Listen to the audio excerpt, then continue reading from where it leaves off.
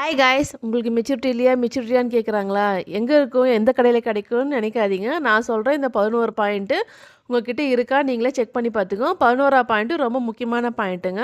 First உங்களுக்கு ஒரு விஷயம் உங்களுக்கு தெரியும், ஆனால் அவசரம் கொடுக்க மாதிரி அதை சொல்லாமல் நம்மக்கிட்ட கேட்டாக்கா மட்டும் சொல்லணும். அதுதான் மெச்சூரிட்டி. உங்களுக்கு கோபம் வரும், ஆனால் அதை அடக்கிட்டு அந்த சுச்சுவேஷனு அப்புறம் ரிலேஷன் எப்படி ஹேண்டில் பண்ணணும்னு யோசிப்பீங்க. பின் வேலை நினச்சி நீங்கள் கம்முன்னு இருப்பீங்க. அந்த கோவத்தை நீங்கள் தள்ளி போடுவீங்க. தேர்ட் பாயிண்ட்டு இன்பமோ துன்பமோ ரெண்டையும் ஒரே மாதிரி எடுத்துப்பீங்க. அதுலேருந்து நம்ம என்ன கற்றுக்கலாம் அப்படின்றத யோசிப்பீங்க.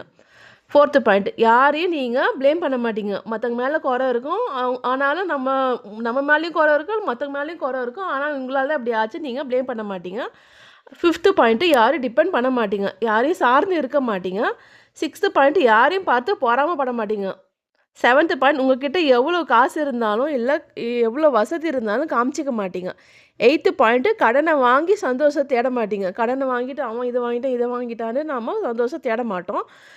நைன்த்து பாயிண்ட், இவங்க என்ன சொல்லுவாங்க அவங்க என்ன சொல்லுவாங்கன்னு உங்கள் வாழ்க்கையை நீங்கள் வாழாமல் இருக்க மாட்டீங்க, உங்கள் வாழ்க்கையை நீங்கள் வாழ்வீங்க.